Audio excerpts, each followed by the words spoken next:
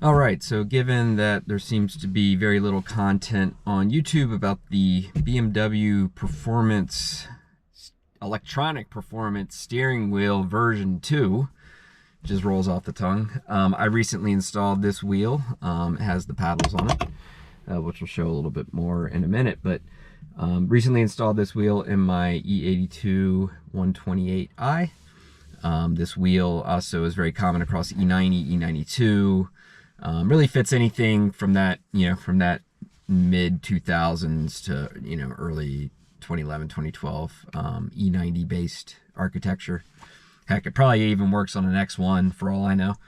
Yeah, wheel features, sport design, Alcantara finish, and then this, kind of digital display, which I'll start the car in a minute, and lights that light up that help you from a shift indication perspective. So we'll just start the car right now.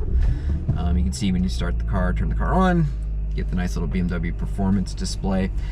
There are buttons down here at either end. You press them both and hold them for a second and the wheel turns on. Then the button on this side you click and hold to kind of go back. The button on this side you click and hold and it progresses through the menus. So for instance, I have it in one of the modes right now that I like to watch or keep an eye on my water temps and my oil temps, which is pretty cool because in this one series, you see down here, you do not have a gauge for either. It just gives you a fuel gauge, and oddly, they didn't give you any like water temp gauge or oil pressure gauge or oil temp gauge or anything. I had no idea why BMW did that. It's not like it cost a lot of money to do it, but I digress. Can cycle through the menus. There's an efficient dynamics mode, which kind of, lets you keep an eye on gas mileage, etc. as you're driving.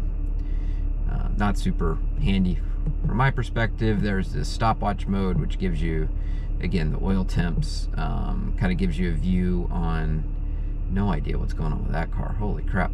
It gives you a view of oil temps. You have a stopwatch timer, you have a G meter to see how many lateral G's you're pulling. There is a race mode, which gives you some more of the timing options, but it actually comes with a third party or a third accessory you can set up at the start finish line of a track, and it'll trigger each time you go over it and initiate a lap time. Kind of a gimmick. Probably cool for when it was made, but now, with Garmin Catalyst and other types of functions, you don't necessarily need that, to keep an eye on your track. There's GPS solutions that are much more fully baked. Settings. So within settings, you have a couple of options around like data you want to track. One of the options is the shift light. You can set the RPM that you want the shift lights to go red. I have it set to 6,800 RPMs. 7,000 is the red line in this car on this N52. But you can, or I guess what you can't do, or what I'm struggling to figure out, you're supposed to be able to also alter the low end of this when the lights start to appear. So like in a perfect world, I'd like the lights to start coming on at like 3,000 RPM and then go all the way to 68 in, escalating increments. But for whatever reason, I can only figure out how to do the high end, and they kind of ramp up pretty quick, which you'll see when we start driving here in a minute. So yeah, so there's that, and then there's just other settings around stopwatch, and you want your temperatures and Celsius or Fahrenheit, etc. So for the purposes of demonstration, we'll go back into this mode, click and hold, and let me zoom you out now a little bit so you can see a little bit more. Yeah, so like I said, this wheel has the paddles, which is a little not as common. This wheel was actually manufactured when I took it apart. This one is pretty much in brand new shape. It was manufactured in 2021, so they were still making these up until somewhat recently. It's 2026 as I filmed this video, but it is no longer available. I actually was also looking, I originally was just looking for the sport steering wheel with paddles that did not have the electronic display, but the flat bottom. That was, for whatever reason, also out of production, difficult to find. I came across this in like new shape, so took the opportunity to grab it. So we'll go into manual mode here. You'll kind of see how these lights work as I hit around.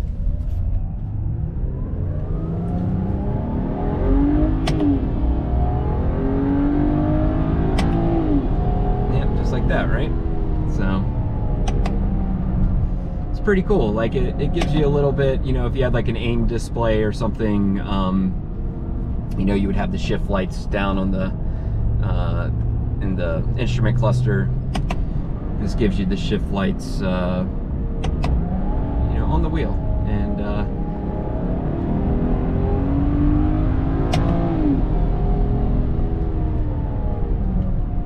so like I said, like in a perfect world, what I'd like is if you could adjust that range, and I believe you can, to set the low end of when the green lights start coming on, because again, I'd like to see it start happening around like 3,000, 3,500 RPM, so they build more.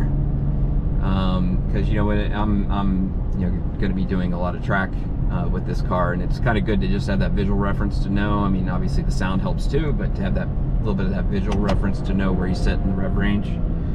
And I don't think it's too much to ask, like around, you know, 4,500 RPM, I'm not even seeing the lights, and then they start to build, you know, past that point. So, so maybe there's just a setting that I'm missing, that I'm not understanding. But yeah, the temperature display is handy. Let you keep an eye on things. I don't mind the screen. Your hands obviously touch it a lot as like you're rotating the wheel, but it doesn't have a weird like you know, my hand hasn't gotten caught on it or anything like that. So it's been pretty, you know, pretty fine from that regard. And yeah, I'm excited to have it. It's pretty uncommon. So it's kind of neat to have it on this car. These are the buttons that I was referring to earlier in the video down here. So just the thumb buttons, you touch them and cycle through different modes. So yeah, little bit of a, you know, kind of a fun gimmicky thing to have in the more modern era, I would say. I'm sure when this originally debuted in 2015, you know, some of this functionality was pretty unique, and didn't you know, it didn't have like technology, you know, in a tablet or through a CAN bus display where you can access this type of information pretty easy nowadays. So it did make it somewhat unique when it first came out, but I am happy I did the upgrade. I do like the feel of this wheel. It's a little thicker than I probably would like in a perfect world, but it's not, you know, it's not terrible.